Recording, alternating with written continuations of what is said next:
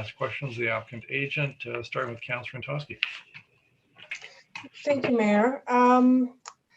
So a couple of questions about the first floor conversion or possible conversion, which sounds really great in theory. But what I guess what I'm trying to wrap my head around is we're waiting for the market to be ready for commercial units on the bottom, but then you also have the issue of having existing tenants. So you know, could it be that now you're going to have, you know, 2 commercial units and 3 residential units as attrition? Because I'm presumably you can't kick somebody out of their resident to put a commercial unit in.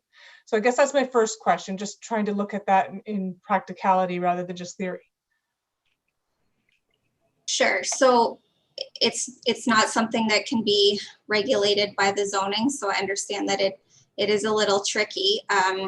So the intent of the owner would be to hold those bottom ground floor units. So there's 2 in each building. So they would hold those units as residential and rent them out until such time as they have interest from a commercial tenant. And you know what the details of that lease for the residential units look like. I mean, that's not something I can really comment on, but the owner would continue to hold those ground floor units so that at such time as the market allows, they could convert those to commercial units. I mean, I think it's probably in their best interest for the development of the site and the larger neighborhood to convert those units to commercial. So, you know, it's not that they want to necessarily hold those as residential. It's just that the market's not currently there. So they would be continuing to hold those units, I guess. They wouldn't be selling them as part of the condominium like the rest of the units would be. Okay, thank you.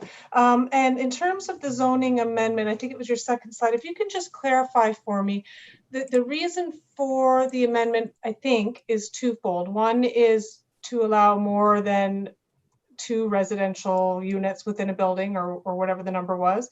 And the second is to allow the mixed use, the commercial piece of it. Is that why we've got the amendment?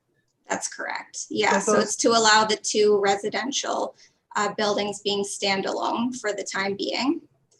Okay. And then as well as the mixed use buildings and the site specific regulations as indicated, you know, the site specific setbacks and parking.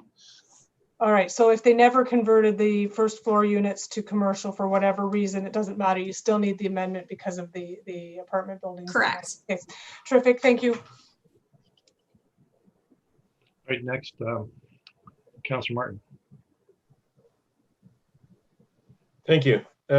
First question is, are these going to be rentals or condos? The current thinking right now is that a draft plan of condominium application will be submitted, so condominiums. Okay. On the plan view, it looked like there was a driveway on the east side of the property, and yet on the plan, on the other views, it didn't show it. Is there a driveway there, and what is it for? On the east side, oh, that's for truck turnaround and fire purposes only, so it doesn't actually provide access to the site. It's for fire route purposes. Okay, and we got an email today from the neighbor. He's concerned about the side yard setback, and he's questioning whether that extension is for elevator and staircase. Is that what that situation is?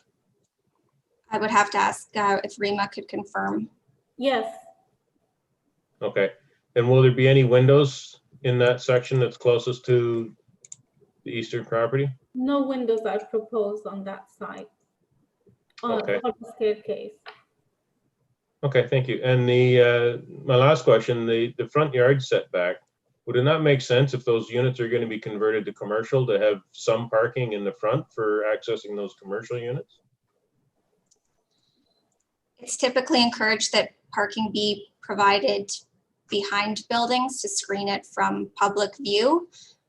We also anticipate that these commercial uses that go in those units will be neighborhood in nature, so that hopefully it's more pedestrian or public transportation traffic that's using these uses, and not so much destination where people are driving to the site. Okay, that's my questions. Thank you. Thank you. All right, now we have Councillor Carpenter. Thank you. So you need the amendment for the two buildings, but could you not come back for a zoning amendment for the commercial when you decided commercial was needed?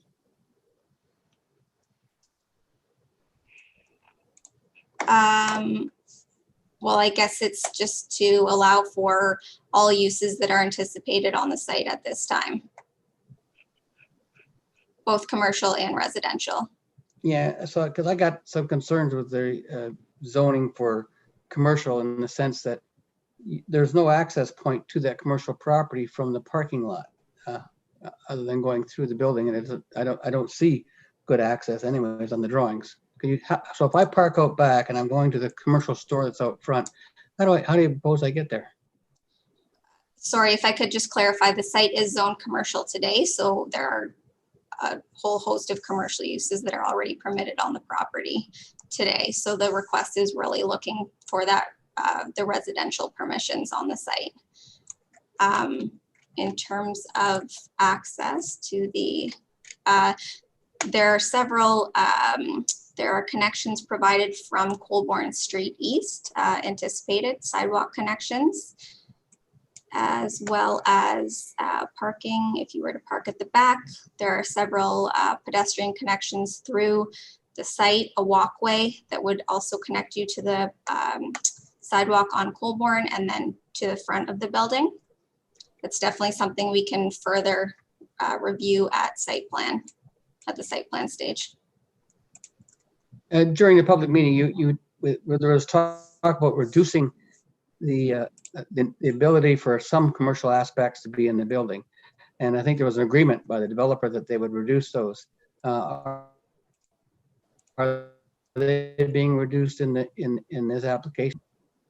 Yes, they are.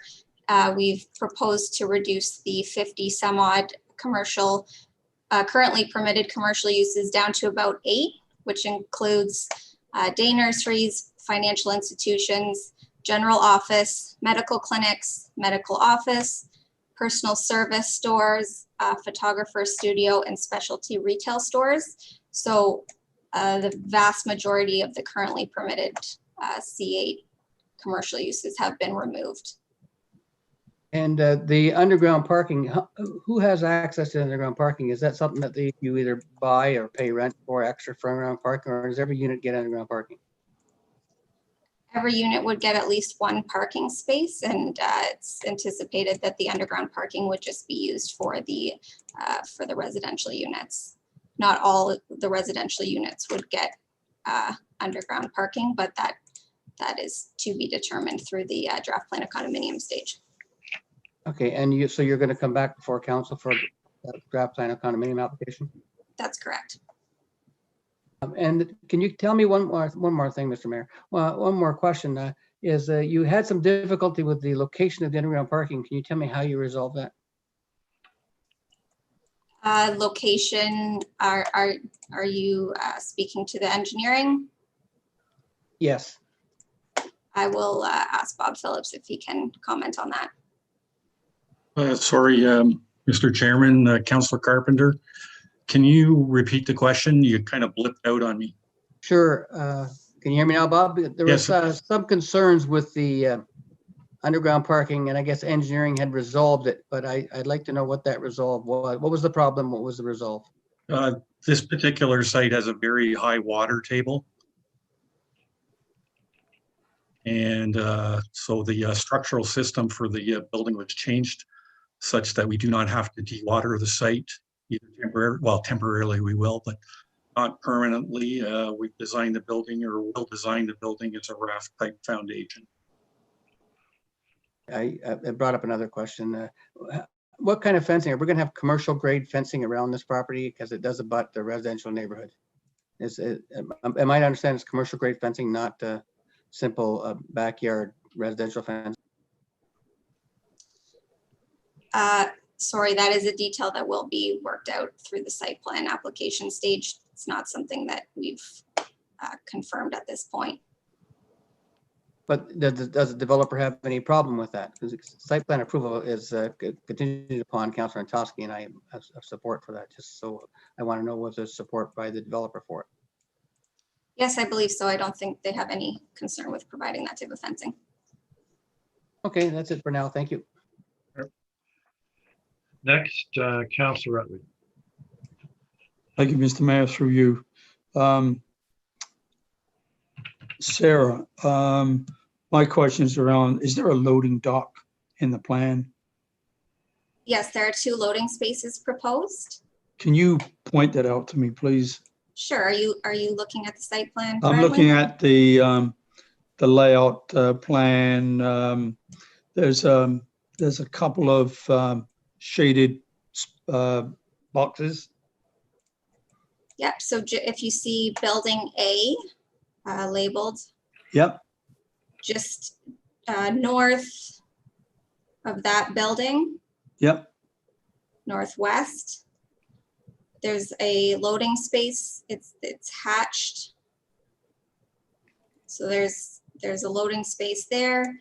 And then just north as well of proposed building B, there's another loading space. Yeah, I just wanted, that's a pretty tight turning radius for a truck.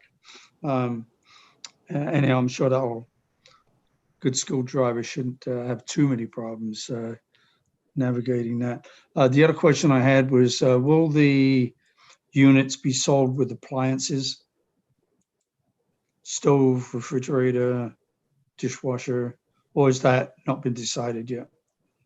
Sorry, that's not something that I'm aware of. If the owner is on the line and can answer that question at a later time, then I will ask that he do that, but that's not something that I apologize, I Okay, can alrighty. confirm. If I Question may, for another time. Thank you. Sarah, if I may, I think I can answer that. Okay, yeah. Typically, all condominiums are sold with at least a minimum range of appliances that include the basic appliances. So a stove, fridge, dishwasher, microwave, and they're either private washer dryer or a facility for the apartment for washer and dryer. So that's the standard practice. Thank you. You're welcome.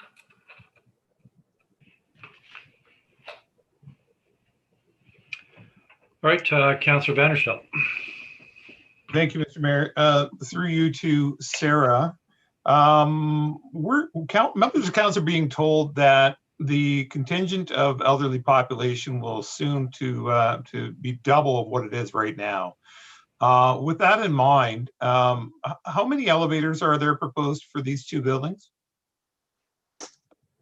Rima, can you confirm? I believe it's 1 for each, but can you just confirm? Yes, 1 elevator per building. Okay, and when do you have to supply 2 elevators for the amount of units? How many units do you have to get to? Well, the calculation for the number of elevators has to do with the number of factors. One of them is number of units or number of people in a building, but also has to do with the height and the speed of the elevator. So it's all about wait times. So typically people don't want to wait more than maybe 30 seconds plus. So that's where the calculation comes from. So in this case, both buildings are low on the occupancy. Most of the units are 2 bedrooms. So that's why a single elevator should be sufficient. Okay, thank you, Rima. Now, if the elevators require servicing or they break down or in a number of years, 25, 30 years, there's a lot of critical parts that need to be replaced. What is the option then, or is there provisions made for the residents? I mean, to get over the commercial section, you've got to go up at least, I would say 12 feet of a stairwell and then up into the residential floors above. is the province asking for any provisions to be made for situations where the elevator breaks down? There's no regulations about the number of elevators related to maintenance in place in terms of code or the elevator code or the building code. But most lately we've been using the MRL elevations, which elevators, sorry, which are electric. And they've been very reliable. We have buildings that that completed construction more than 10 years ago that I haven't heard so far there were any issues with their elevators. Okay, thank you very much. Thank you, Mr. Mayor. Next, Councillor Wall. Thank you, Mayor Davis. Through you, can you talk about a little bit about any green initiatives or future-friendly initiatives that are going to be on your site, such as chargers for electronic vehicles or bike stations, any kind of stuff like that? So we are in the very early stages of the design, so we haven't discussed those things with the owner, but I can at least talk from the building code perspective that the Ontario Building Code expectations is very high in terms of energy conservation, and recently they even upped the amount of insulation that is required in the envelope, and they improved the detailing so to eliminate any cold joints. That and also the value of insulation for the doors and windows. So that pretty much in itself is enough to reduce the heat loss to a level of a high performance building, which is it's equivalent to a LEED silver. Other than that, also the code requires at least a rough-in for electrical vehicles. Typically through the site plan, Bob Phillips can talk more about that, about water conservation and landscaping. It's always designed with sustainability in mind. Typically appliances, all the fixtures in the building are low energy, low water, and Energy Star appliances. So these all became very standard practices. So beyond that, what the owner plans to do, it's a topic we need to discuss in the next stage as we go to the site plan and the detailed design. But hopefully the owner will be able to join us soon and answer this in more detail. Thank you. Can you tell me about accessibility for the building? If this is going to be a condo, as Councillor Van der Stout was mentioning about just, the fact there's only going to be one elevator. Can you talk about how somebody who might be in a scooter or in a motorized vehicle, or somebody who might walk with a cane or a wheelchair, talk about accessibility in the building? But the building is accessible to the Ontario Building Code.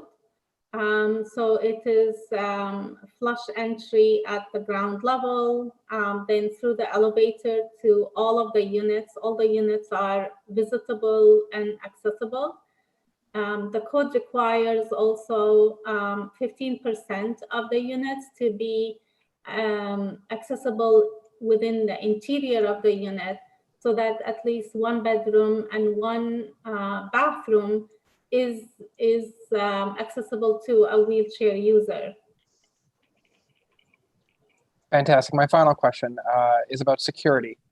So can you tell me a little bit about, is there going to be, secure doors into the building? Is there going to be a security guard station or like a check-in station for when people come in? Cameras, locks, doors, windows, any stuff like that?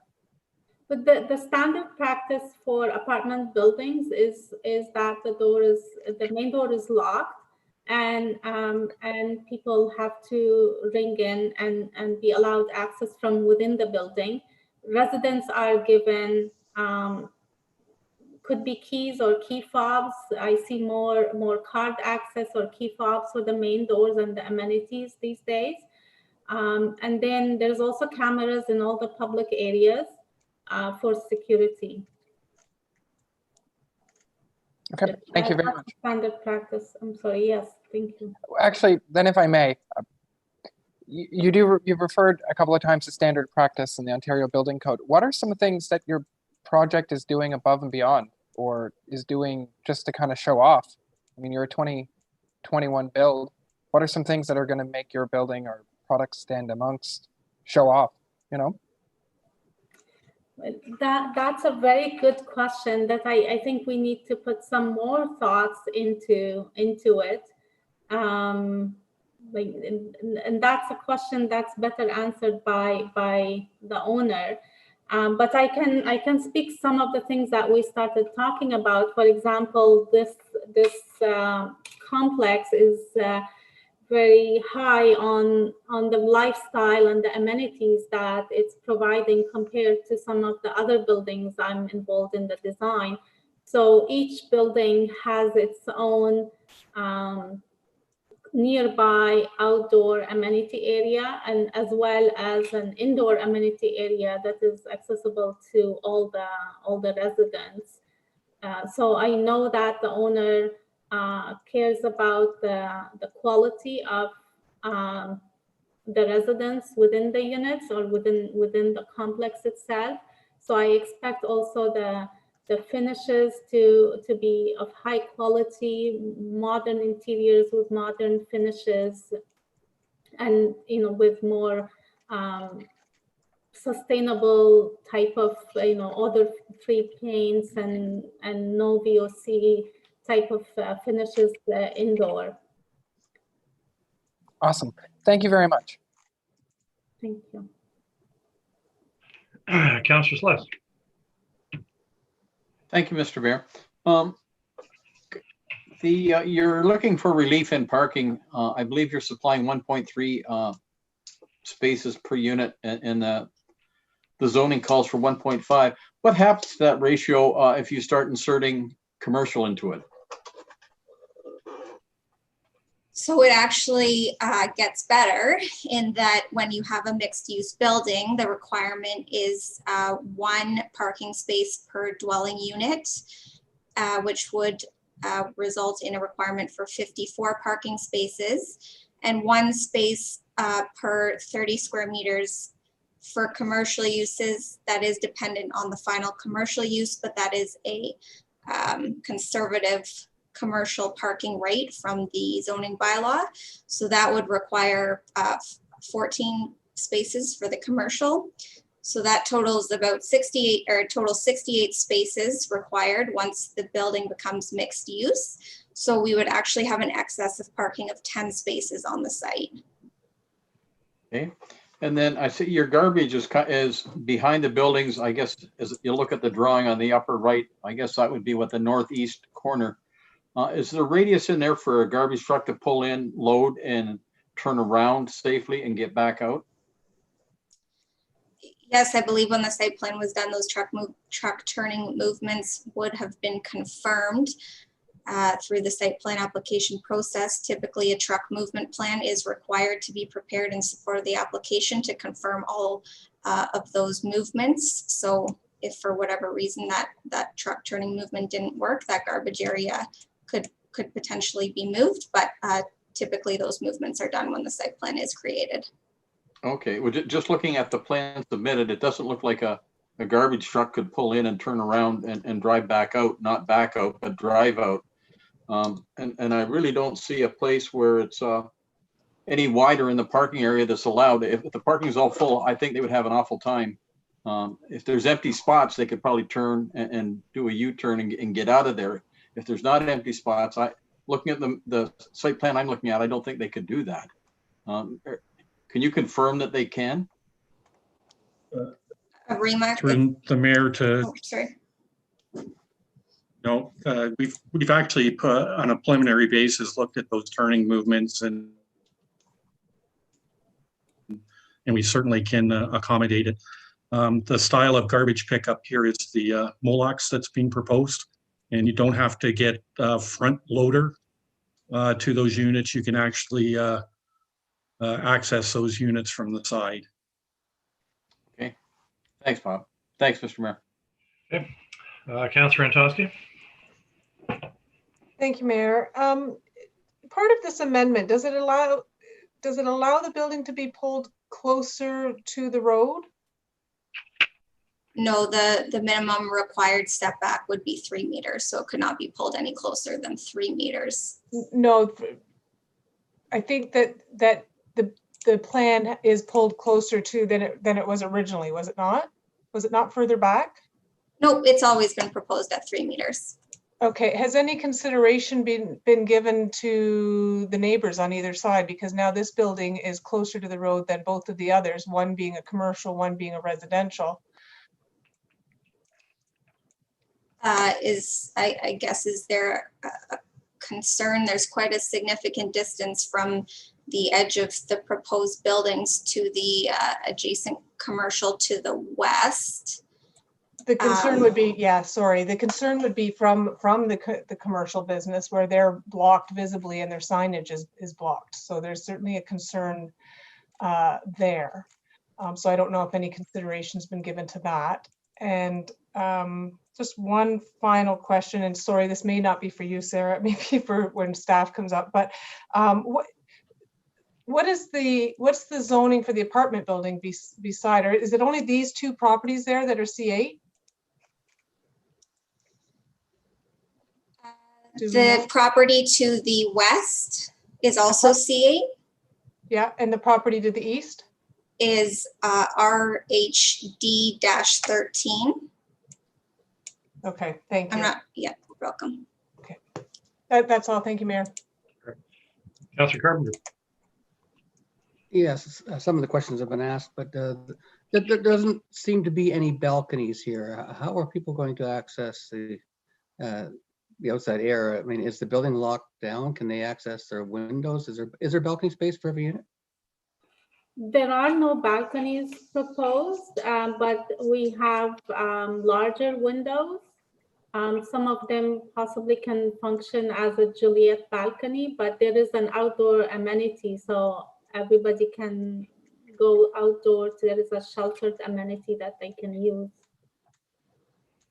And so this building, is this a building, how is it heated and how is it air conditioned then, if it's not proposing any balconies? The heating and air conditioning, I'm not sure how it relates to the balcony. We're not planning to use the balconies to place AC units. They will have a central system that provides the heating and cooling for each building. So if I'm in one of my condominium unit, my only access to cooler air is then by opening the window, but not accessing a balcony door or a balcony, is what you're saying.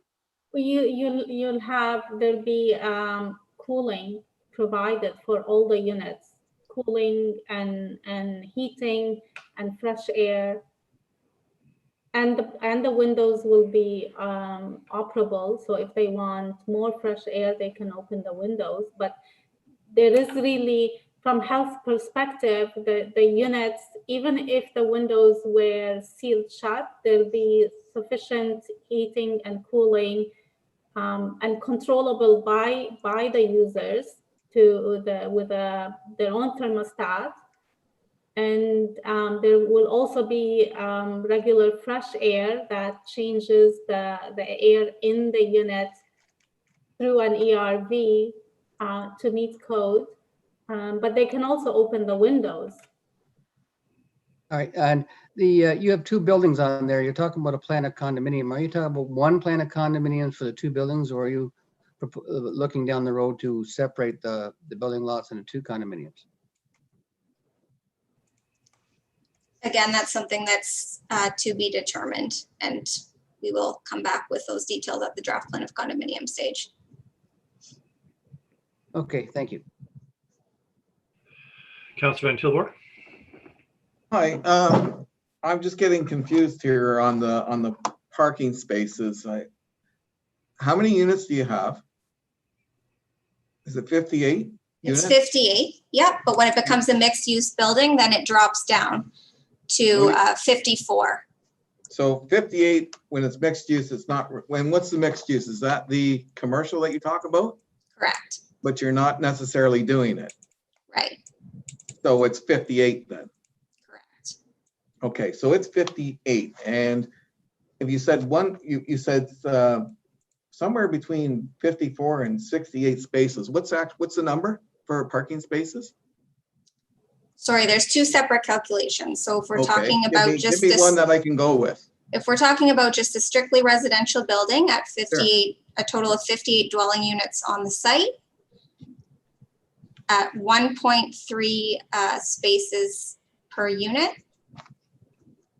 that would work out to 1 space per unit with 20 visitor parking spaces for a total of 78 spaces. And normally with a 1.5, it would be how many? 87 spaces required. So 87 if we were going by what the actual amount would be. Correct. Without commercial and without the ask of the 1.3.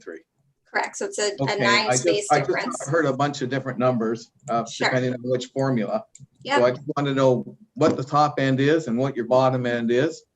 And I just wanted that clear, but thank you very much. Thank you. All right, I don't see any more raised hands, so I want to thank you, Ms. Code, and the other members of your team that's come to us tonight. Please obviously stick around and maybe some further questions for you. Thank you. After we've heard from staff, and of course you can also submit to us again, make a further presentation once staff have given us their comments. Anyway, so we'll now move to ask municipal staff to speak to the application. Please introduce yourselves and identify what process you followed to provide us with and also the manner in which you address the issues that are raised through this application and its circulation. Good evening, Mayor Davis and members of committee. Joe Muto, Manager of Development Planning.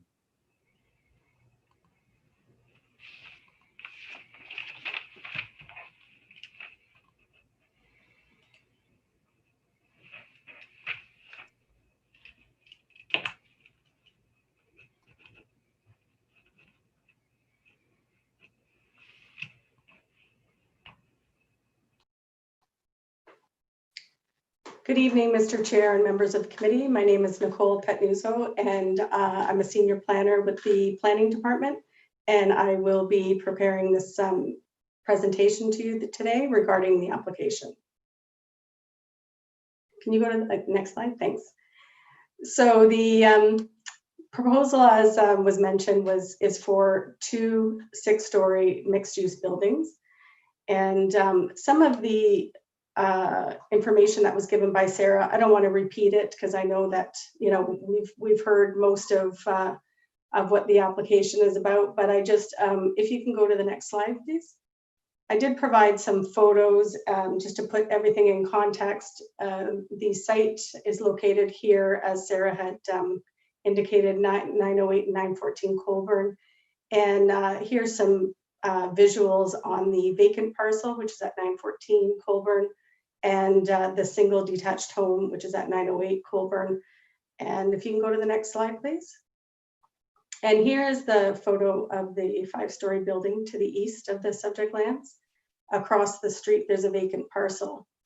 And then there's the visual for the veterinarian clinic that's west of the property. Can you go to the next slide, please? Thanks.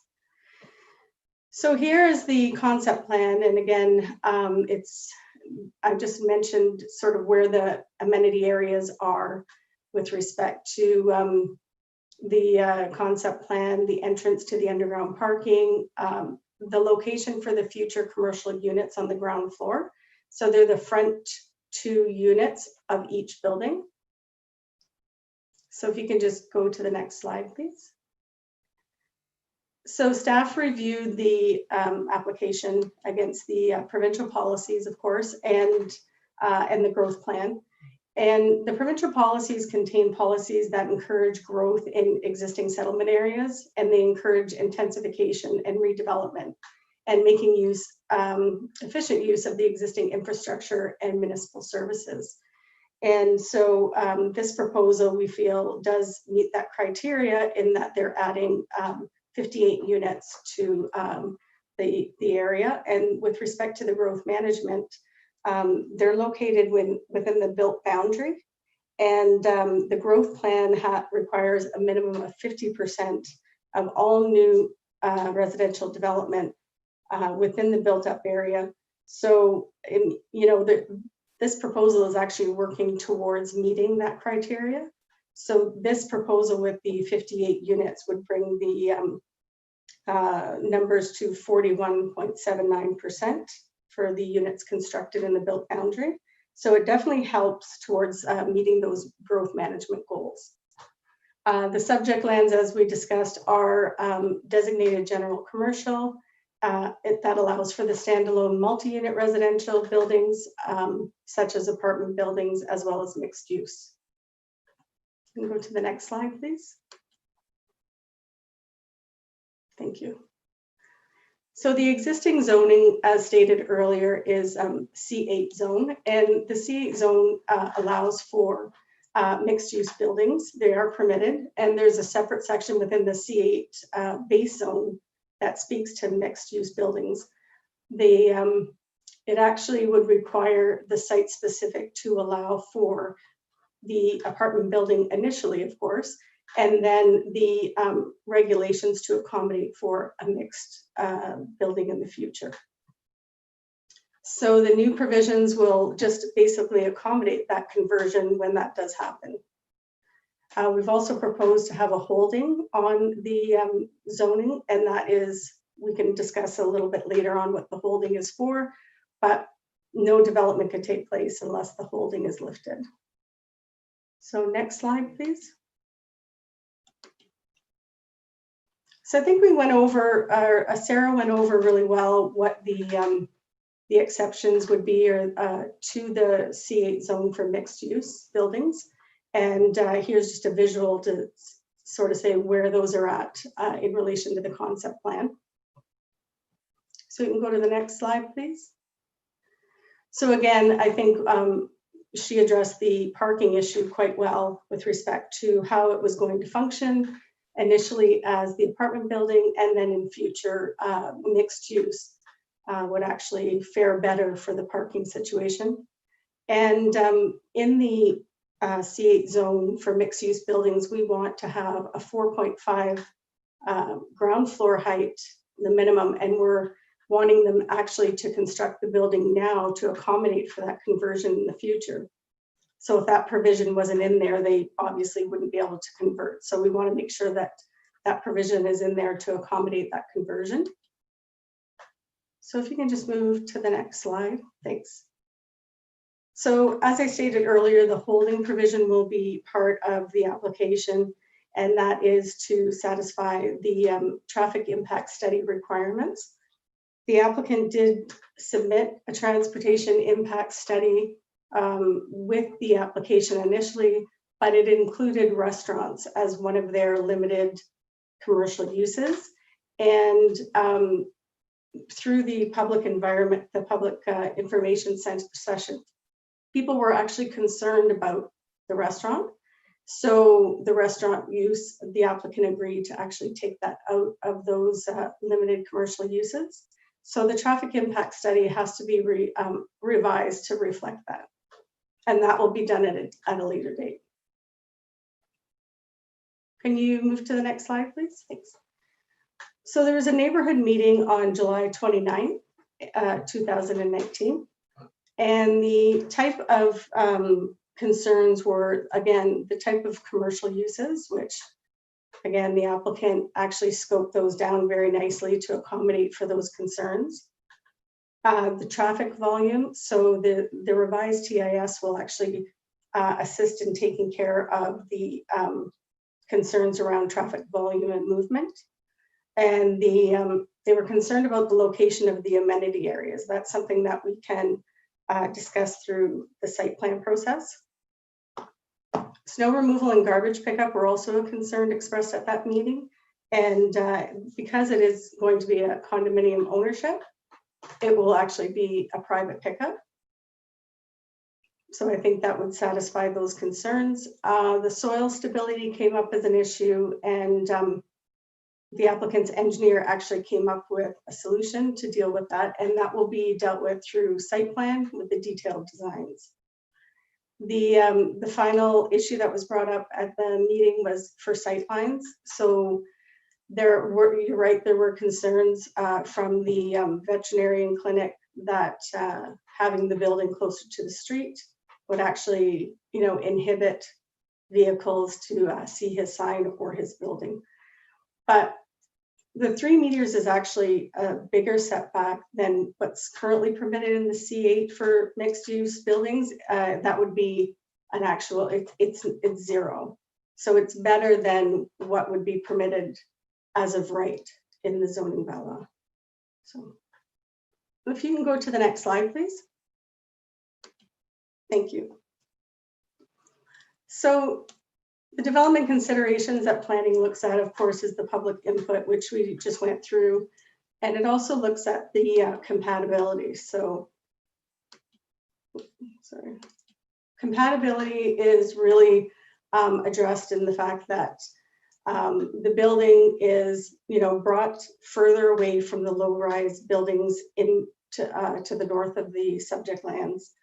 It's close to transit. It's located on a 4-lane road. There's ample parking supplied. There is also a 5-story building next door. So this is only proposed to be a 6-story building. So in that, built form, it's compatible. And the increase in setbacks, rear yard and the front yard, would assist in making it more compatible for the area, more pedestrian friendly, and be able to accommodate some landscaping. And having all of those amenity areas definitely assists in breaking up the site. So the engineering service comments are actually, I'm just going to get my notes here. So again, it was about the soil stability, and that really has, the applicant came up with a solution for that. And again, we're going to deal with that through the detailed design. So that should be a non-issue. But again, that is tied in with the holding provision, and as well as the TIS, that's also tied in with the holding provision. So no development could take place until all of those issues have been addressed. And that will be through their site plan control process.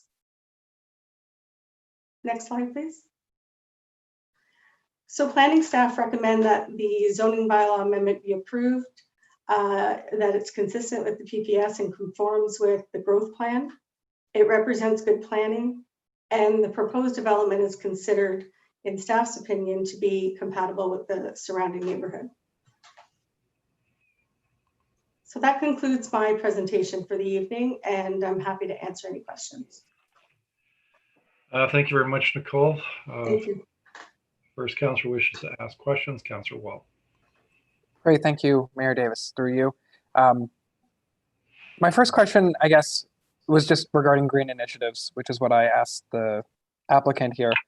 I just want to know what kind of green and future-friendly initiatives are required by the city of Brantford. And then recently we passed, I'm at a loss for words for what I'm talking about, but I think you know what I'm talking about. And I'm wondering if that has any effect when somebody wants to bring a development or build something like this in Brantford. Is there new stuff as of 2020 that we were asking developers that we weren't asking before?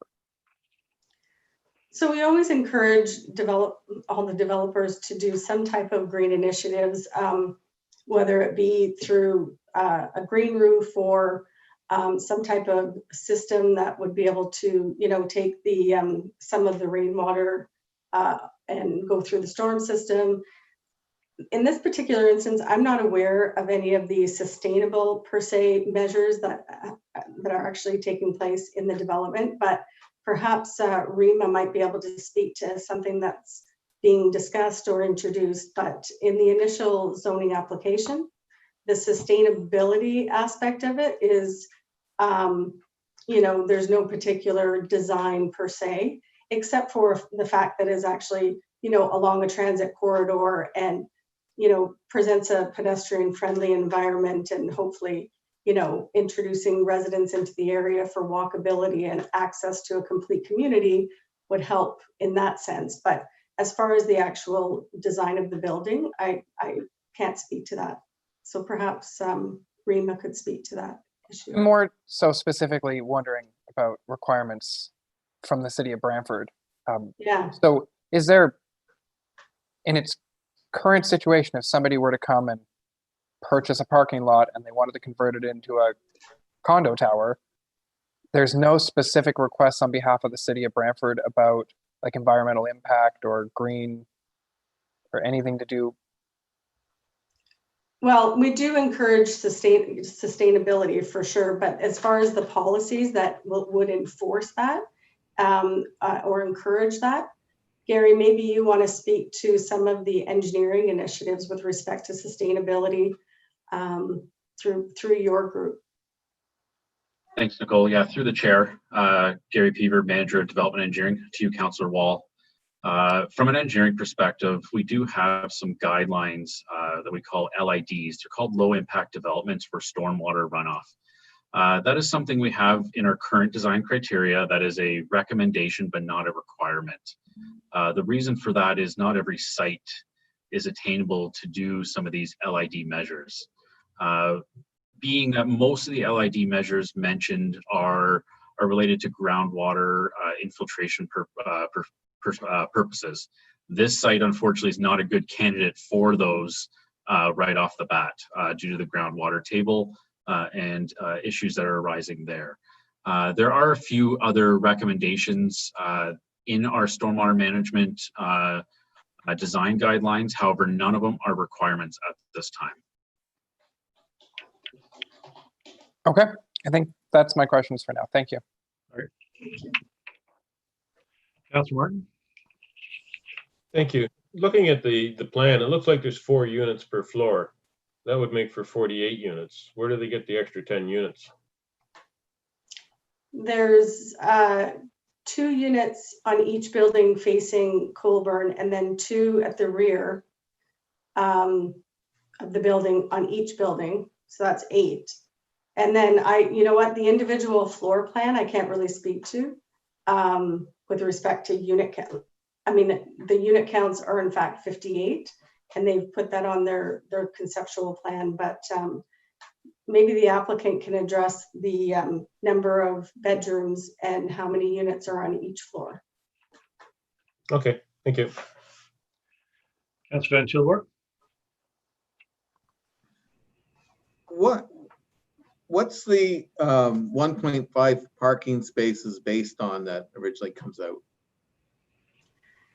Well, the bylaw is from 1990, so it is the bylaw is a little outdated, as you know, and with a new OP, we'd probably come up with different standards, more suitable to development that is along transit or along intensification corridors, et cetera. So, but for the time being, we do have that parking standard of 1.5.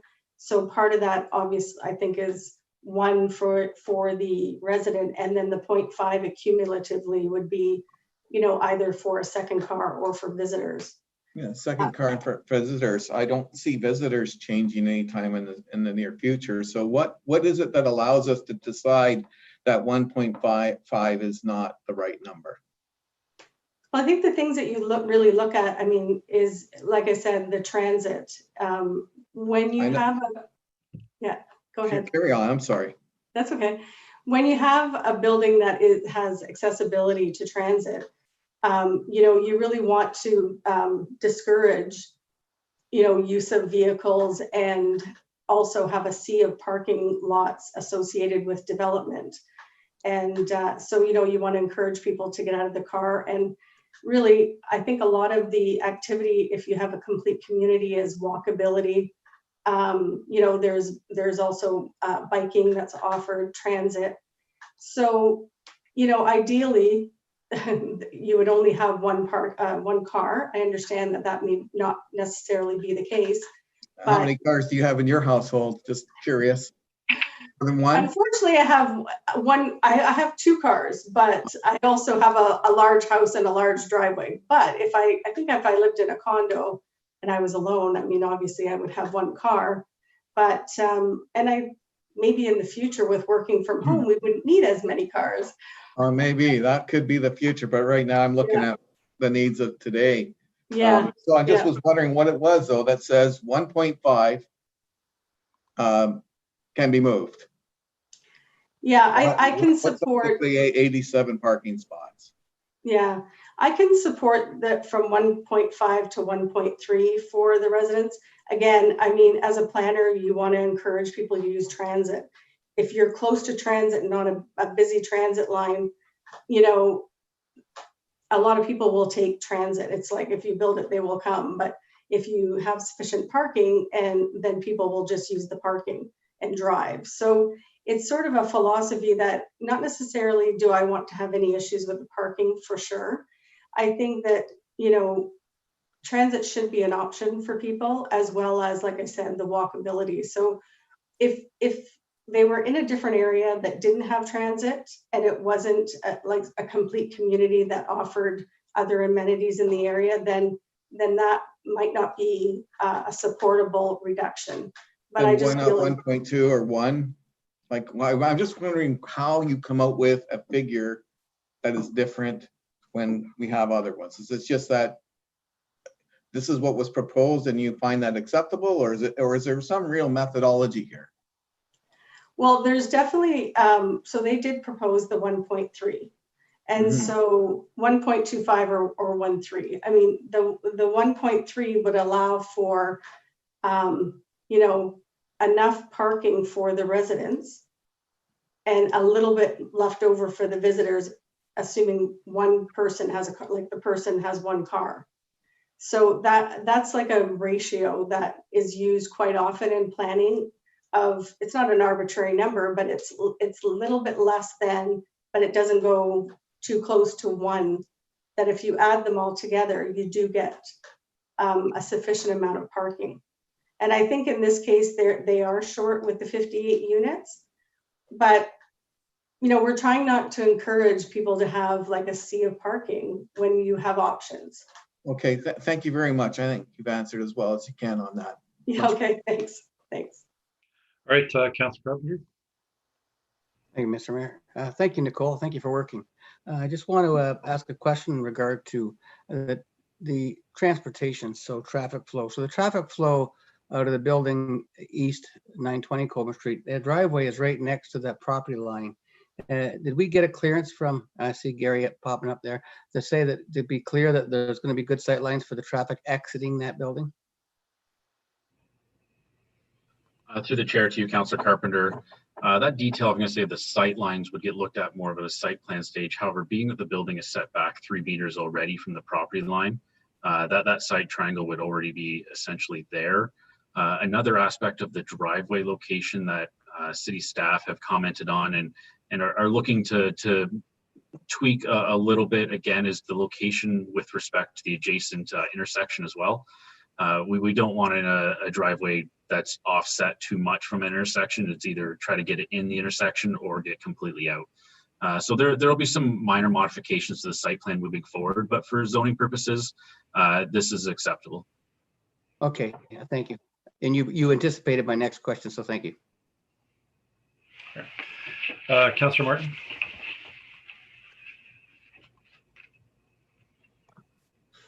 Thank you, and thanks to Councilor Van Tilburg for reminding me of a question I forgot. It deals with the parking required. It was stated that if the building becomes mixed use, they only require 1 parking space per residential unit. Is that correct? That is correct. Yeah. Why does that change? It changes, you know, because the idea is, again, to have, if you have commercial spaces or commercial uses within your close proximity, then you would not have to drive to get to, you know, or someone is driving to the site. There's a lot, it acts as a complete community. So the residents would use the commercial, so they would not need to have a parking spot because they already live there. And then for people that are coming to the site, again, they could be walking, biking. It's not going to be a destination type of commercial use. So, so therefore, you know, parking spaces are not allocated like they would be like in a shopping plaza per se. So likely they will be used by the residents of the buildings and of the area. So they may not even use the 14 spaces that would be allocated for that floor area for those particular Okay. uses. So it's just I a understand. combination. Yeah, I understand that you don't need as many parking spots for the commercial, Yeah. but why does the number go down for the residential? Again, I think it goes to the idea that how much parking do you need for a building? I mean, we're going away from, you know, sort of the model of having a lot of parking for a number of uses, and then there's a shared environment that can happen there. So if those uses aren't using those parking spaces, then they would be available to residents as well. So it's the shared component that we want to encourage, and the intermingling of those uses would offer availability of parking rather than having 1.5 plus whatever the commercial uses would have. Would be a lot of parking, would be a big sea of parking. So, Okay. I mean, that's the intention of the zoning bylaw. That's what it is now, actually. So they're not asking for any relief from that per se. Okay, thank you. Okay. So thank you very much, Nicole. That's it for the questions. Okay. So at this time, the committee will open the floor to members of the public seeking to speak to this item. Due to the virtual format, members of the public are required to register prior to the meeting to speak to this matter on a virtual basis. We had one registered member of the public who has since withdrawn through the office of the clerk, and members of the committee have already been provided with a written comment from that owner, that neighbor. So I'll ask the agent then if there's any additional statements of clarification that you'd like to make before the item is debated. There's nothing further that I would like to add. Thank you. All right.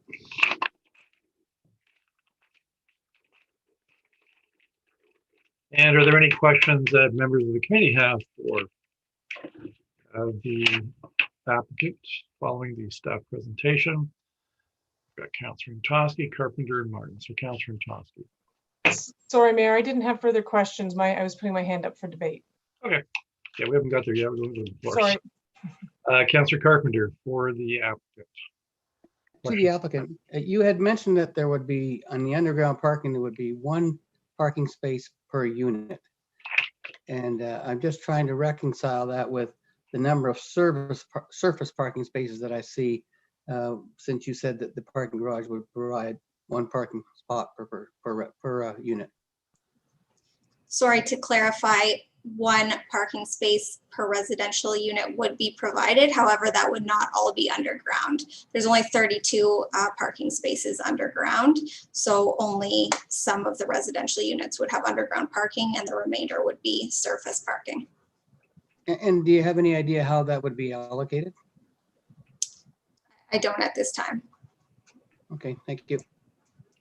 Councillor Martin. Yes, thank you. The plan shows 4 units per floor, which would make for 48 units. Where do you get the other 10 units?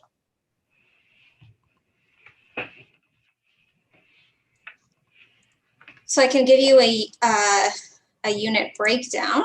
So there are 5 one-bedroom units at 984 square feet. There are 5 two-bedroom units at 984 square feet. There are 10 two-bedroom units at 1,032 square feet, 5 two-bedroom units at 958 square feet, and 2 two-bedroom units that are approximately 1,031 square feet, and then 2 three-bedroom units at 1,184 square feet. So a general, and that adds up to the 58 units. Okay. All right. Thank you. All right, I don't see any other questions for the applicant. Thank you very much, Ms. Code. Thank you. Lee, Councillor Wall, you have the motion to move item 5.1. Would you please read the motion? Through you, moved by myself, seeking a seconder. Seconded by Councillor Antosky. You want me to read the whole thing, yeah? Yes. Okay, Committee of the Whole, sorry.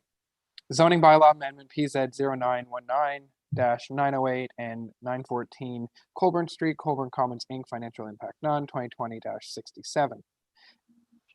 A, that zoning bylaw amendment application PZ 0919 submitted by Colburn Commons, Inc. to change the zoning of the lands located at 908, 914 Colburn Street from General Commercial Zone C8 to General Commercial Exception 99 Zone C899 to permit the development of 2 6-story apartment buildings be approved, subject to the application of a holding provision in accordance with the applicable provisions as noted in Section 8.2 of Report 2020-67. And B, that the bylaw to remove the holding H provision from the subject lands not be presented to council for approval until the following conditions have been satisfied.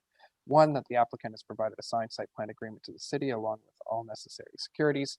2, that the applicant has satisfied the requirements of the corporation of the City of Brantford related to the Transportation Impact Study, TIS. And 3, that all servicing issues, financial and otherwise, have been addressed to the satisfaction of the corporation of the City of Brantford. And C, that pursuant to 3418 of the Planning Act, RSO 1990, CP13, the following statement shall be included in the notices of decision. Regard has been had for all written and oral submissions received from the public before the decision was made in relation to the planning matter as discussed in section 7.2 and 8.2 of Report 2020-67. Thank you very much, Councillor Wall. You're correct. Councillor Antosky, you just confirm you've seconded that. Yes, I'll second it. All right. So matters now open for debate. Councillor Antosky, you lead it off. Thank you, Mayor. I have a number of comments I'd like to make. First of all, I'm a huge supporter of the intensification. This is a good spot for it. I am concerned for the commercial unit beside, and I understand their concerns. So I know that, you know, as we move through these transitions, we have to make sure that we're considering these, because there is quite a difference between, you know, how far forward this build is compared to the other two unit, their neighbors. So I would just hope that, you know, the applicant and staff can work with the veterinary clinic to find solutions that will help make them visible, whether it be, you know, signage across the road from them or whatever might help them. I can appreciate the fact that we've created more space between the residential units in the neighborhood. So I think that there's really been an effort to look at a lot of the concerns that would be there. You know, Councillor Wall spoke about sustainability and green initiatives. Last term, I had asked staff to look at, you know, how we can look at incentives for developers, whether it be a green roof or different sustainability issues. And I think it's time for us to have those conversations again. And I would hope that we are pushing the limits on this, that any developer that comes is not going to the bare minimum of the building code, but is looking for ways to go above and beyond that. Where I'm having trouble getting comfortable is the commercial pieces. You know, if number one, the timing, you know, not all of them are going to be ready to convert at the same time. And so you're going to have this mixed first floor, which will seem a little bit odd. I'm not sure how that works. And I know that commercial businesses are already accepted there, but usually they're set up so that there's parking by the front door of your commercial unit, and that doesn't seem to be the case here. So accessibility would be an issue for me. So I'm struggling getting comfortable between the theory of what's proposed here for the commercial component and the reality and how that's going to work, and whether or not this really is going to convert down the road. I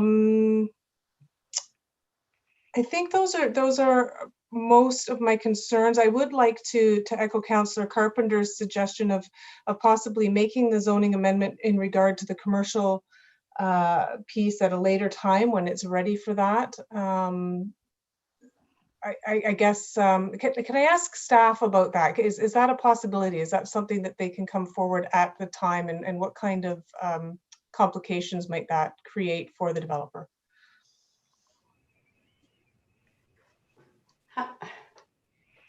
Through you, Mr. Chair.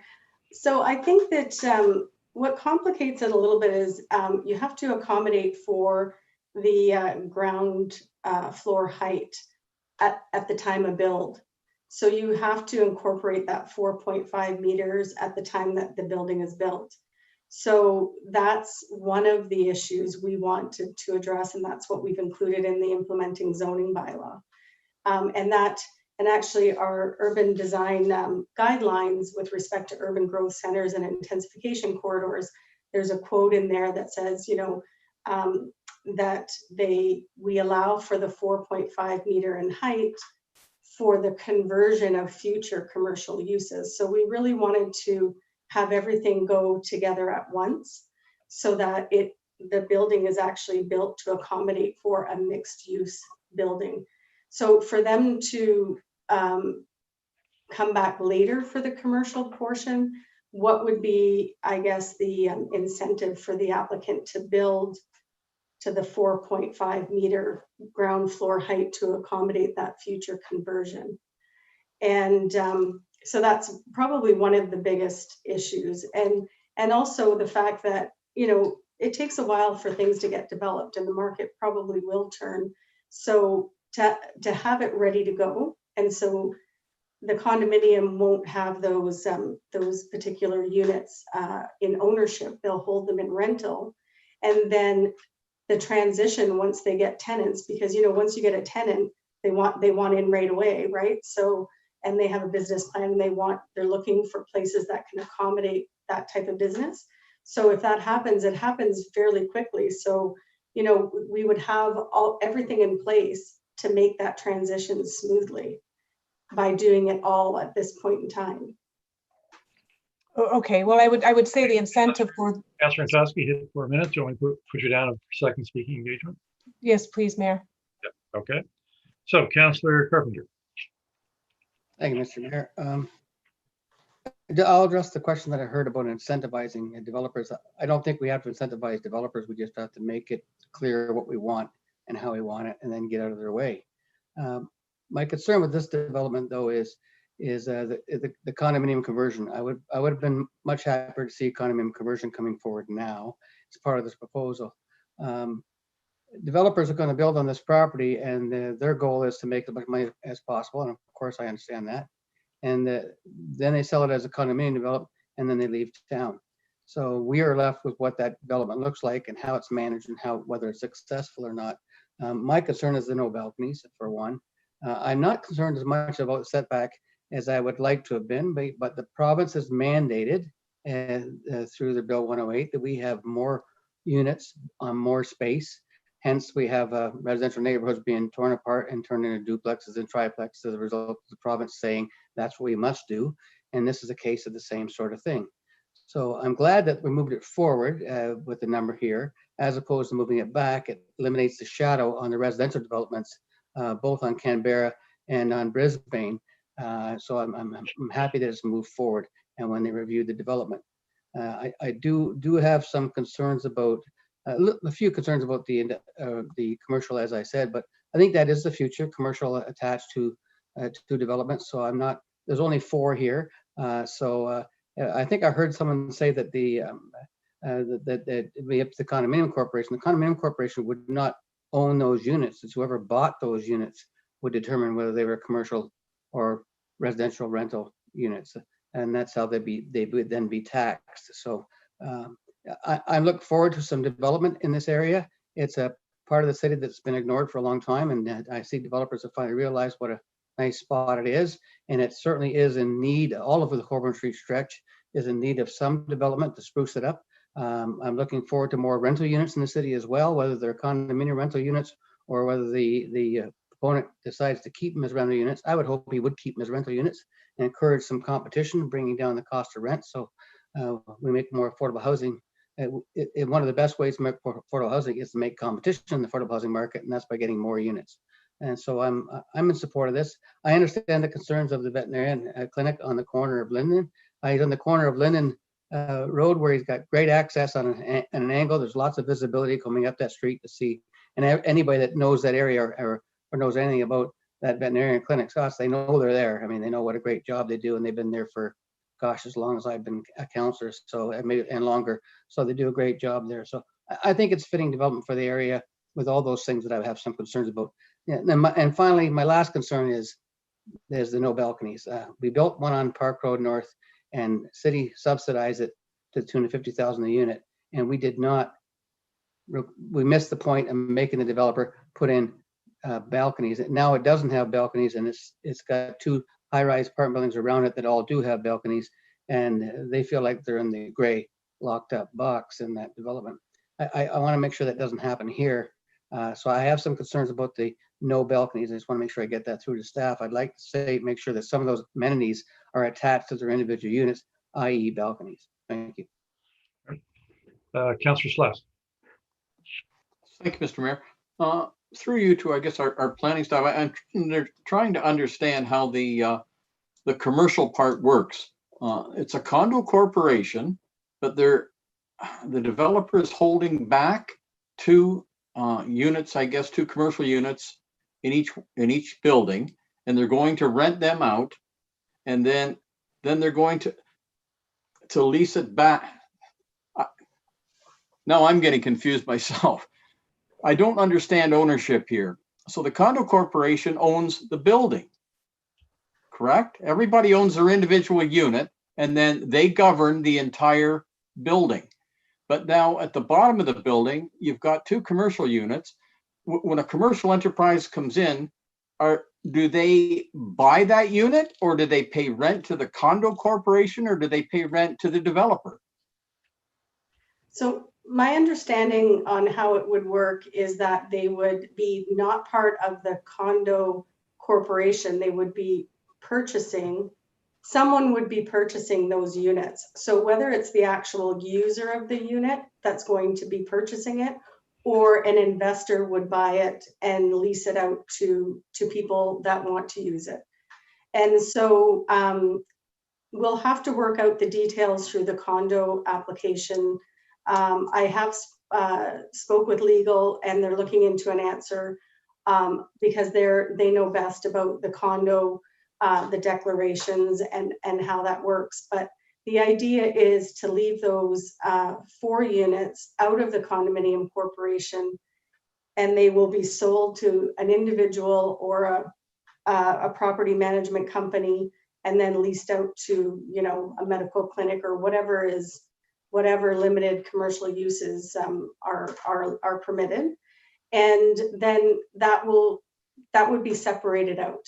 So that wouldn't be part of the residential condo corporation. That's my understanding. So logistically then, if the parking lot needs repaving in a few years, the condo corporation would have to pave it, but then the commercial isn't part of that condo corporation. So do they get a free new parking lot or a free new roof? So perhaps if there were a person that were to buy all 4 of those units, then they would have their own condo corporation and couple it up with the residential condo corporation. So, but we can work out the semantics of that through the condo corporation, but we'll definitely take your comments into consideration, and we have thought about it, and legal's looking into it. So it will be at the forefront of our mind when we're looking at the condo corporation or the condo application. Right. Thank you, Nicole. I see, Lucy, that you've come on screen. Do you have something you want to add to that? Yes, I just wanted to say that typically when we have a development like this, where there would be commercial units on the ground floor and residential above, and the owner of those lands wanted to pursue a condominium application, all of the units would actually be condominium, including the commercial units. And the owner would retain ownership of those commercial units until such time as they're ready to sell to a commercial use, or perhaps they might want to lease out or rent out to a commercial use. This is the same situation with a an existing building in the downtown core that was, had a condominium application approved years ago. The commercial units on the ground floor are condominium, and the residential units above are also condominium. And together, collectively, they would be responsible for the typical maintenance, garbage removal, that type of thing. So I just wanted to add that for a bit of clarification. Okay, Thank thank you. you very much, Lucy. That was helpful. So, Councillor Van Tilburg. Well, I'm glad I did hear some of that clarification.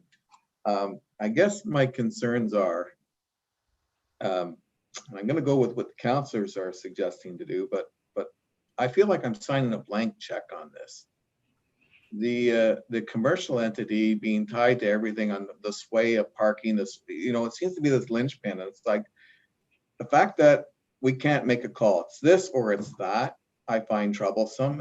And so after we vote on this, we don't know actually what it's really going to be. And that bothers me. And so I'm going to go, I believe the councils are supporting this. I think the intensification area is a good area for it. I mean, it fits in. It's not like we're changing things dramatically. It's an intensification road. We want to see some development there. But when I see this flexibility between how we're going to treat commercial units and the flexibility in the parking, and I think, well, you know, and the reality is people coming here are coming from out of town and they're going to commute. And they're going to commute either in their cars or in the public transit.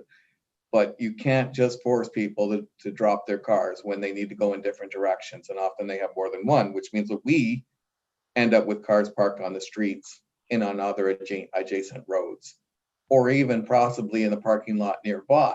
So, I mean, at the end of the day, we are the ones holding the bag after the build. Councillor Carpenter is actually correct. The developers are long gone. So I don't know, there's something about this that doesn't feel right. Everything feels right about what we should have there, but there's just something here that's it's not sitting with me. I can't put my finger on it, and perhaps it's tied to that commercial entity that we're not getting some clarity on. So I'm going to vote for it tonight, but I may change my mind. Hopefully I'll be asking more questions between now and council's decision at the end of the month, because I don't feel comfortable about this right now. Right. Any other first-time speakers? Not saying any. Councillor Carpenter. Thank you, Mr. Mayor. I just want to thank Lucy for the clarification on condominium development. We don't have a condominium application before us, but we're talking about it because it's one of the questions that was raised by the proponent, saying they would actually be applying for a condominium application. There would only be one condominium application that I would support. I would not support two condominiums on the same site. And I would not support something that didn't list all if they went condominium, they would have to list all the units, including the commercial units for sale. If the developer wanted to own the commercial units, the developer would then buy them at the market rate, just like anybody else would. And otherwise, don't give them conversion and allow them to keep 4 units without having to actually pay for them, which gives them a value in what percentage of condo fees they're going to pay as part of the development. So we must make it clear and transparent in that fashion. So so if the developer's listening, if you're applying for a condominium development, the commercial units and the residential units are all applications for condominium development, for one condominium corporation, where everybody pays fair share into the condominium common elements, pay for the parking lot, pay for all the upkeeps. That's the only way we keep these things in good shape for a long period of time. So I just wanted to clarify that as far as condominiums go, the ones that you've been voting for, the lot line condominiums or the ones where the common element isn't part of the developers like those because they have lower condominium fees, and the long term the city will be worse for it because those condominium will be, as they fall apart, you'll have a red door, green door, broken screen door, not broken screen door. They're not maintained in the same fashion when you allow developers to do that. So coming forward with a condominium development, it's a full condominium application with cost sharing on common elements by all condominiums. So I think I will support, and I would hope councils would start to do the same. All right, I don't see any other raised hands. So, Mr. Mayor, you were going to have me for a second time? oh, do you your hand disappeared, so I didn't know whether you changed your mind. Go ahead, Councillor Untitled. Thank you, Mayor. I'm also going to support this. As I said, I think that for the most part, that they've looked at the issues and really creating that bigger space between this unit and the residential units is important. I would ask that there be some thought to seeing how we can help the veterinary clinic in terms of signage. But in terms of the amendment, the zoning amendment, which is what we're here tonight for, I will support this. I think it's a good area for intensification. I think it looks like a good build. I know that Councillor Carpenter and I will be as involved as we possibly can be as we move forward with the site plan and start to talk about some of these issues that we're talking about tonight. You know, hopefully we will get to a point where we're feeling a little bit more comfortable, since this is a situation that's a bit different than many of the things that we have looked at. But good spot, a good build.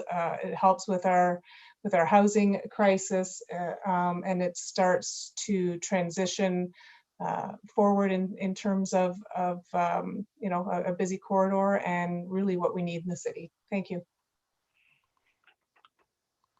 Yeah, I would echo your comments.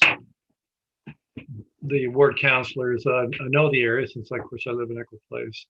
And, you know, I agree with Councillor Carpenter that this is an area that there's been a lot of residential development that's occurred off north of Colburn Street East, Garden Ave, Johnson Road. And it's an area of the city that isn't well served by neighborhood commercial, especially that far end. It's also a major artery into the city, so this is the type of development you would expect.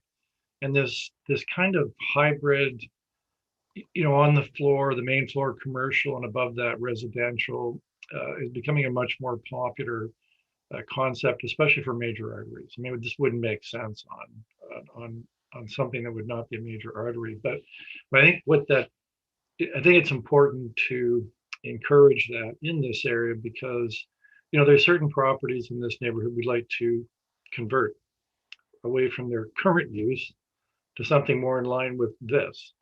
And I think that this might assist in that process. So I would hope. So for those reasons, I'll support it. Not seeing any of the raised hands. I'll ask the clerk to call the vote. Julia.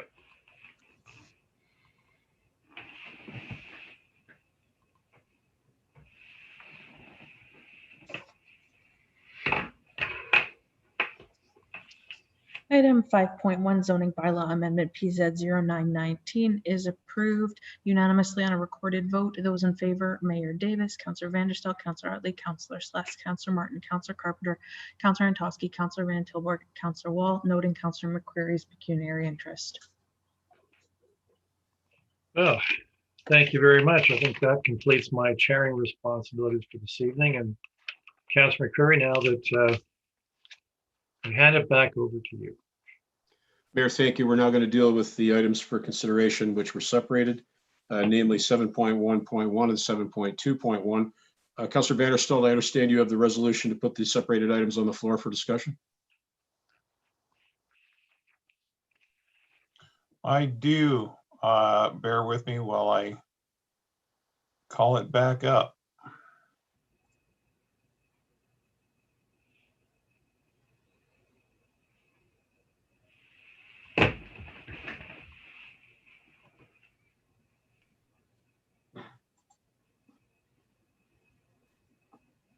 I'm still having technical difficulties. I apologize. I wonder if we could ask the clerk to read it so Councillor Vanderstel could attach his name. A motion would be that all items for consideration and consent items separated for discussion purposes be approved. So moved, seeking a seconder. I see Councillor Martin is the seconder. Thank you very much, guys. So we're going to proceed now with 7.1.1. We don't have any delegations tonight, but this one is a presentation. So I'm going to ask Sana and Bruce from KPMG to come into the room now and go ahead and make your presentation on 7.1.1. I will remind you that you have 10 minutes exactly and no more for your presentation, and that includes any time you may leave for questions. I'll also remind the presenters and the committee that as a result of our procedural review changes, the consultant may remain at the table to answer questions beyond the presentation period during the debate. So Sana and Bruce, the clock is running for you now. Welcome.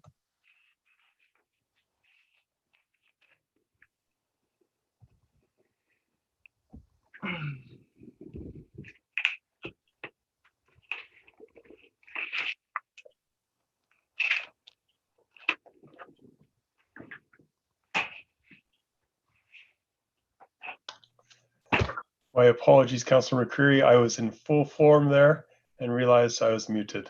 So I'm going to have to start again. Go ahead, So it's please. a pleasure to be here tonight to present our final report on the development review process.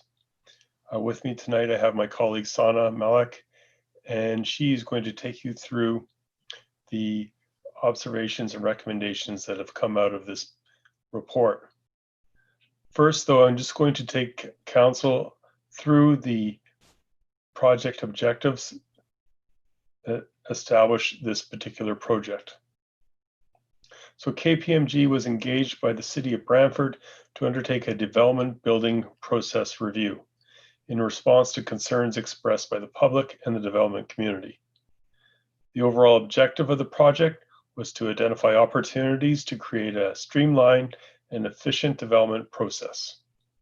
Our aim was to identify opportunities to streamline and improve the overall responsiveness and customer experience for service users in the development community. Sana, if you want to turn the page.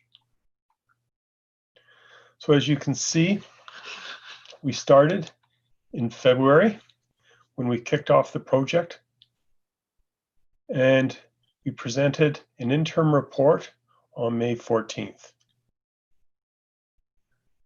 Owing to the COVID-19 pandemic, we were delayed slightly in the development of opportunities, but they were finally submitted to the city on August of this year. Our recommendations were prepared and reviewed by the task force in September, and now we have a final report ready in October for council's review and acceptance. Next slide, Sana. So I'm going to turn it over to Sana, and she's going to take you through the observations coming out of our stakeholder engagement, process mapping, and best practice jurisdictional scan. Sana? Thank you, Bruce. So we were engaged, as Bruce mentioned, to review the development review process. And in the next few slides, we will be showing you some key observations that we found during the process. But before we do that, we also received a lot of positive feedback. So what we heard from the community and the stakeholders was that Brantford has a strong sense of community, that the pre-consultation process is going well, that Brantford has first-in-class expertise and experience, staff expertise and experience. Brantford has a strong reputation for excellent customer service, and Brantford has an excellence in the engineering department. Our stakeholder engagement clearly revealed that Brantford's foundation is solid, and there is strong interest in working together to identify and implement incremental improvements. During the consultations with internal staff and the development community, we identified over 50 pain points across the following application processes: pre-consultation, application intake, endorsement and council decision, post-decision implementation, committee of adjustment, site plan, and clearing of public works and planning conditions. We took these 50 pain points and we condensed them into 40 observations spread across various layers. In the next few slides, I will show you what kind of observations we had. So we selected, due to the interest of time, we selected one finding per layer, and we'll speak to those. Starting with the process standardization. One of the observations was that there was inconsistency in how development application comments are documented, tracked, consolidated, and transmitted to applicants. While some departments and some planners provide a standardized format for summarizing application comments, the practice is inconsistent. We recommended the city to develop and implement standardized comment templates to streamline workflow processes and timeline of review. The next layer was collaboration and communication. The observation was that applicants frequently contact senior city staff and elected officials to inquire about the status of an application and discuss other application-related issues. Our recommendation here was to develop a mandatory escalation protocol to reduce the negative impact of stakeholder interventions during the formal development review process. The next layer was people and organization. The observation here was that the priorities and mandates of commenting partners might be different across the city, resulting in delays in providing responses as development review is not a primary function of many roles. The recommendation was to ensure alignment of priorities across departments involved in the development review process. The next layer was roles and responsibilities. Our observation was the roles and responsibilities of key development review stakeholders are not well defined. Lack of clearly defined roles and responsibilities leads to process inefficiencies and bottlenecks in the comment review process as staff assume additional workloads. There's also no dedicated staff for reviewing development applications across all departments. Our recommendation was to define and document development review related roles and responsibilities to reduce process inefficiencies. The next there was governance. Observation was that the city's current approach to performance measurement is underdeveloped and inconsistent. Many critical elements related to the development review process are not tracked. For example, circulation times and review times by commenting partners. Our recommendation was to establish a performance measurement framework to improve the management and evaluation of the development review process. Next layer is technology and information. The observation was that the current process of electronic application submissions is completed via email, which is manual and time-consuming process and does not allow for electronic payment of fees. Our recommendation was to explore the opportunity of implementing an online application submission system, an electronic payment solution to facilitate the application submission and review process to improve process efficiency and effectiveness. And the last layer was fee, structure, and deposits. Observation here was that the city does not have a formalized process of calculating development application fees that is standard across the organization. As a result, there is a risk of incorrect development application fee amounts. Recommendation is to formally document the process of calculating application fees and develop a template for use across the organization to ensure consistency and accuracy, and also to explore the option of using Amanda, their system for calculating fees. That is the end of our presentation. So Councillor McCreary, be open to taking any questions that yourself, your committee, or council might have at this point. Thank you very much for the presentation, guys, Bruce and Sona. I have Councillor Utley in the queue. Councillor Utley, go ahead, please. You have 1 minute and 58 seconds to share. Thank you, with, Mr. Chair. I'll make it quick. Through you to Sana and Bruce, thank you both for your presentation. Excellent report. Were your findings much different than other communities? Were we at the bottom, or were we at the top, or were we somewhere in the middle with your findings compared to other cities? Councillor Utley, what we found was that the city was consistent with its peers in many aspects of the development review process. Like many municipalities, however, the digitization of municipal governments continuing quite quickly, particularly because of COVID. And you, like many of your peers, are going to have to adjust to this new reality and consider new methods of process improvement that are largely digital. Thank you very much. I appreciate your input, and that's it. Councillor Carpenter, there's a bit of time left if you still have your hand up. Okay, I thought the time was used up. It seemed like it was. So the 1.4, the site plan process by small developers being complicated and expensive and overly compliant with the site plan as well as the site alteration permit. And could you comment on that? Perhaps I'll ask Sana to answer that question. Sure.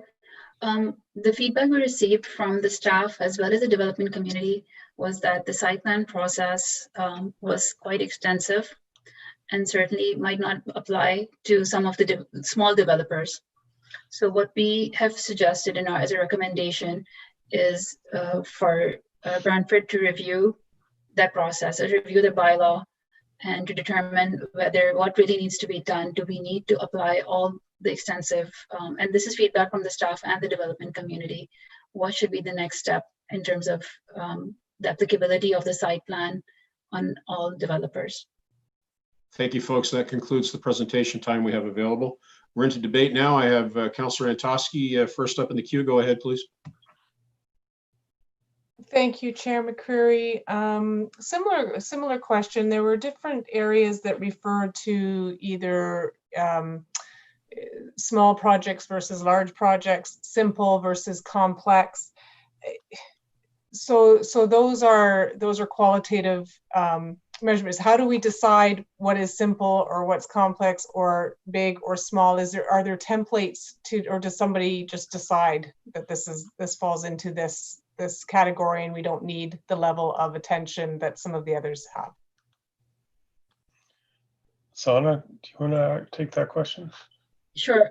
From what I understand, some of the history is that we did have, Brantford actually had where small developers were not supposed to be following the complete site application process, but somewhere along the lines, it changed that everybody has to follow the same process in terms of saying who doesn't and who does. I think the planning department might be able to address that question. But from what we understand, it was being done where the small developers were not supposed to follow the complete site application process. Okay, so maybe that's, oh, there's Lucy. Sorry, through the chair, I wasn't sure if I should be trying to help out with some of these questions. I do want to say, I think there was a question asked about who decides what level. We do have a different process for small infill developments. That was actually created a couple of years ago directly in response to concerns from the development community. But we also have a planning procedural manual. It's not very long. It's about 4 or 5 pages, but it has criteria that, like a report was taken to council again a few years ago, and there's criteria to help staff determine at what point is an application a minor site plan, and it sets it out to remove some of that discretionary opinion making, discretionary opinions. So I'm not sure if that was what you were looking for, but I just thought I should maybe provide that information. Thank you, Lucy. That's helpful. I just wondered how we knew what was a small, and similarly under process standardization, ironically, there's a statement in there that there's little discretion for evaluating each application individually when it's under process standardization. So I understand where applicants may be looking for that, because again, exactly what we've been referring to, not everyone needs the same level of reports and meetings and things like that. But again, by having that in there, does that start to take away from the standardization, which is what we're looking for? If I may, that's a valid point. But I think what we heard when we talk about standardization, what we heard from generally was there is a lack of clarity in terms of, do all applications face the same kind of discretion or application requirements? So what we heard from the development community was that one application could have a certain number of reports required, and a similar application could have a little bit of those. So there's some sort of lack of standardization to that point. It has to be, and we heard different things from the planning department. Obviously there is pros and cons to each. I think the city has to decide for itself, like at what level they have to provide that customized feedback to the developer. So it's pro development, and it actually makes makes sense for them to do all those reports. Councillor, thank you. That's time. I Thank don't you. see anybody else in the queue currently. Councillor Antosky, did you wish to have a second go around? Thank you, Chair. No, I just wanted to state that I like the report. I like where this is going, because we have had a number of applicants confused, and I like the direction this is taking. Thank you, Chair. So that was a yes. That was your second speaking opportunity. Thank you. Councillor Carpenter, go ahead, please. Thank you. You're doing a fine job. I just wanted to say on this report, you had found 40 things that we were not doing as well as we could have. And you made recommendations to every one of these reports of how this could be resolved going forward. Would that be correct? That's right.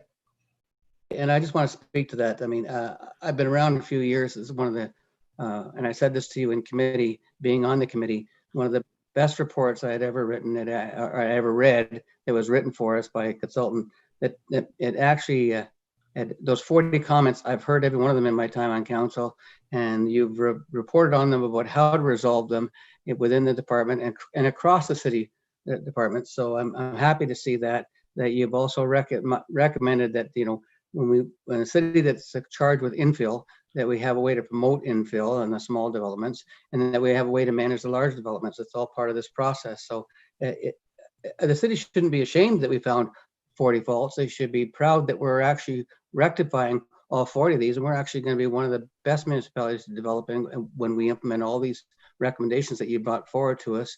And I'm just delighted that we resulted in that. And as the city grows with the new boundary lands, we're going to need to have all these things in place to be not pro-development in the sense that we pay for the development, pro-development, that they do good developments and they make our community better, and we're going to be able to meet those needs. So, Mr. Chairman, I want to thank Councillor Utley, who chaired this committee for, it seemed like forever, when we were on this committee, Councillor McCurry and myself. I just think we've got a good result here. We've got a good answer here, and this is one of the best reports I've ever read. So thank you very much. Well said, Councillor. Thank you. Councillor Slush, you have the floor. Yes, thank you, Mr. Chair. And thank you to the KPMG for the report. And I think Councillor Carpenter kind of summed up my feelings on it as well. The one question I did have, has the development community had an opportunity to review your recommendations? Sana, do you want to answer? I believe we were live on YouTube last time as well. So maybe I would leave it up to the team, Brantford, because I'm not sure. Okay. Thank you. Councillor, thank you. Councillor Utley, go ahead, please. Mr. Chair, are we taking comments and questions at this time? We are in the debate period, Councillor. You may, use your time as you wish. Thank you. I've got some comments I want to make. What the report puts in writing, things that we've been hearing for years from our business community. And when you see it in writing and it's very well worded and laid out and objective, I think that this is going to be a great strength and a boost for our economic community. Excuse me. And the next stage, the easy part's been done. Now the hard part is putting those recommendations into actions. And I look forward to KPMG's involvement in that process. And I think that's something the task force would like to participate in as we go through that. I'd also like to thank the business community for all their input through the years and their patience. I'd like to thank staff because they're already starting to implement some of the recommendations. So thank you for that. Others will need, other recommendations are going to need funds. And I hope somehow, some way, we're going to find the money to make this work. I would hate to see all the work that's put into this, and we finally got it to sort of where you know, the actions that we need to take, only to fail at the finish line because we can't find the money. So somehow, some way, we have to find the money, not all at once, but maybe over a period of time to make this. This is going to be a real economic advantage to our community.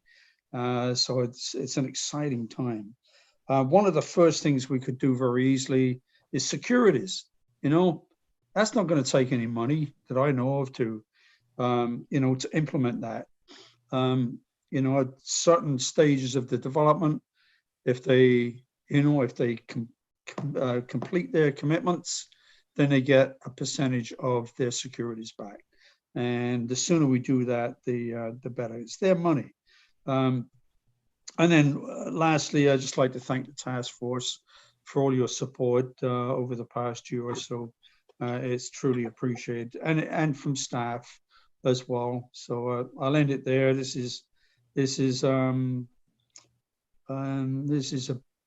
big thing for me. I'm really happy about this, Mr. Chair. Thank you for your time. Councillor, thank you. I see nobody else in the queue, so I'll have a word or two. And again, as Councillor Utley said, thank you to all the other members of the committee that participated in this. For Councillor Utley and I, this was the second iteration of what we came to call the Red Tape Committee, which of course, as you've heard, has heeded the advice of many in the community with respect to improvements that were necessary within our building and planning processes. But it really took the participation of KPMG to be able for us to bring this forward. And this is the second good body of work that these folks have done for us. And hopefully it won't be the last as we continue to take advantage of our funding opportunities to employ them or others to help us move this community along. I know there's often a tendency for finger pointing.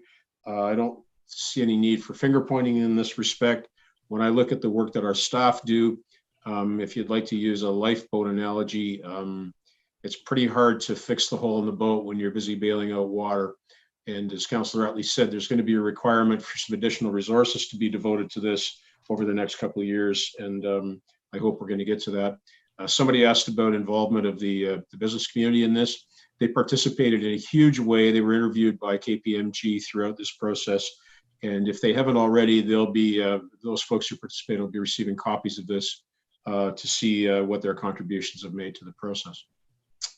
I'm going to ask for a last call for speakers. And seeing none, we'll go to the vote. Well, hang on, Councillor McCrew. I can't, the raised hand, Mayor Davis, the raised hand button for some reason is not in my participants box. I think others have played it. There it is. The chair accepts no responsibility for that. Guess Mr. what? Mayor. I mentioned it and now it's there. You will now see my hand in there officially. Let me just start the clock for you, sir. Just bear with me one moment here because I wouldn't want to shortchange you. Go ahead, Mayor. You have the floor.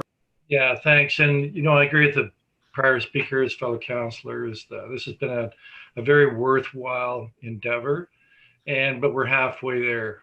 You know, we've got a great report, some very good recommendations to build upon a lot of the good work being done by our departments. And the key is we got to have the follow through, the entire organization and council and task force to see these recommendations, especially the best ones, put into place. And it's not going to happen overnight. It'll probably take 6 to 12 months to do it fully. But the other thing that I really like about this is, you know, many of the comments we heard both before and during the task force related to local builders, many of whom tend to be a bit smaller than, say, the out-of-town builder developer. And this really took into account their constructive suggestions, which was to make it simpler for them, because many times our local builders will be more into infill than perhaps someone, a larger builder developer out of town. The out-of-towners tend to focus on the bigger projects, and they have usually, you know, they have the planners, they have the engineers, and so they're used to the process and procedure. And actually, many of them talked quite favorably about our development process. But I think the end result here is going to be a system that still meets all the requirements to protect residents and enforce the building code and the Planning Act, but at the same time work better for many of our local smaller builders and developers. And so that's why I'm particularly excited about it. But we got to have the commitment to see it through, and I'm sure we will. Mayor, thank you very much. We will now go to the vote. If I'd ask the clerk to call the question, please.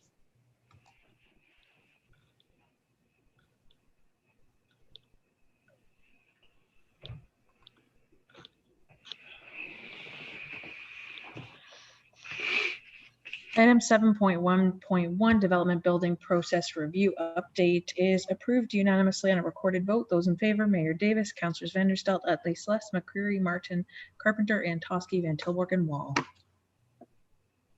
Thank you, Mayor. I'll go to you now as you wish to request 7.2.1. You have the floor. Thank you very much, Chair, and through you. I think this is in reference to our monthly COVID update that's provided to us by our CAO. But the question I have probably, I think, should go to Heidi. And it has to do with last week, the province amended one of the provincial emergency orders to include, for the first time, provisions that have to do with face coverings. And of course, we have a face covering bylaw. So I have a couple of questions about that. And the first question is, so does the city bylaw and the provincial emergency order, which aren't exactly the same, but I mean, do they both remain in place? Question one. Through the chair, Heidi DeVries, City Solicitor. Until such time as council determines that the city bylaw is no longer needed, they do both remain in place. Great. And is there anything that's new under the sun because it's in the provincial emergency order, but not in our bylaw? Through the chair, without getting into a lot of detail, there are a few new items, and by new, I mean items not regulated by the city's face covering bylaw, which is the short form for our bylaw requiring face coverings. One of those things is that there is a new requirement that masks or face coverings be worn in vehicles used in operation in conjunction with a business or organization. Another new item is a requirement that masks or face coverings be worn in the common areas of dwellings of businesses or organizations where 2 meter separation distance cannot be maintained, and where the individual required to wear a face covering is not entitled to one of the exemptions under the regulation. And the regulation we're speaking of is Ontario Regulation 364-20 under the Reopening Ontario Act. Right. So does it apply to apartments?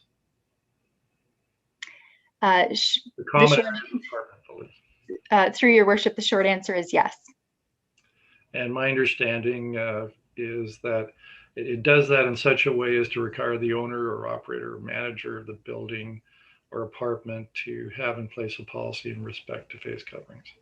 I know I'm really summarizing it. And through the chair, the onus under the provincial regulation is on the business or organization responsible for the dwelling, not on the individual entering the dwelling. All right. Okay.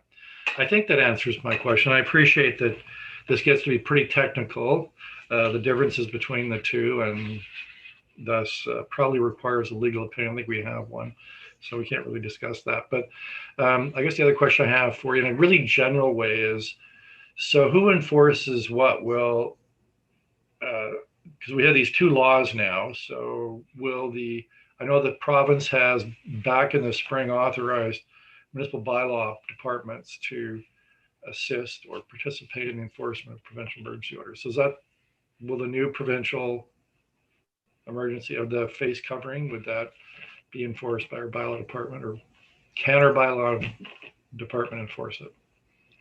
Through your worship, I'm working with Gary Anderson, who's not present tonight, so I'm hesitant to respond on his behalf. Sorry, through the chair. I can say our face covering bylaw will continue to be enforced by municipal bylaw enforcement officers. As you've noted, there are some abilities set out in the regulations under the Reopening Ontario Act for municipal bylaw enforcement officers to enforce aspects of the regulations that Ontario has passed, but that will certainly be part of a communication later on. We're currently also awaiting some information from our joint emergency operations center regarding the hiring of a new Ministry of Labour inspectors who may be involved in this process as well. So there's still more information to come from the province. Mayor, that's time. Thank you. Councilor Carpenter, you're up. Yes, to the city solicitor. I've heard about these so-called mingle masks. Are they eligible as wearing masks as for a face covering? Do they qualify? Through the chair, not under the city's face covering bylaw. The provincial regulations require masks or face coverings, but there's no definition in Ontario Regulation 36420 on what constitutes a mask or a face covering, simply that the mask or face covering must cover the nose, mouth, and chin. So so the mingle masks do not cover, they only cover the nose and mouth, as I understand. Is that correct? Through the chair, that's my understanding as well. I would note that I believe the Ministry of Labour has provided opinions on this in the past, as have provincial health enforcement agencies. So if these regulations are enforced by Ministry of Labour inspectors, my guess is that mingle masks would not be permitted. Again, that will be part of a future communication once we have more information from the province. Okay, thank you, because I've been getting questions from constituents of wondering what is the ruling, and the ruling currently stands is they're not eligible. Through the chair, not under our bylaw. Thank you. Councilor, thank you. Any further requests to speak, folks? Then we'll go to the question. If the clerk could please post the vote.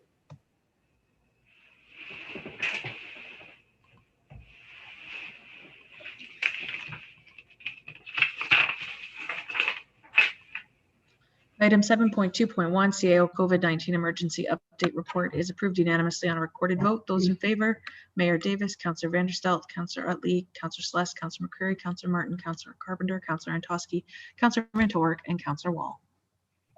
Thank you very much.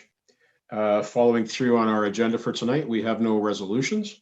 I have not been told of any notices of motion. So we are now adjourned, folks. Thank you for a good body of work tonight. And those of you at home, thanks for tuning in.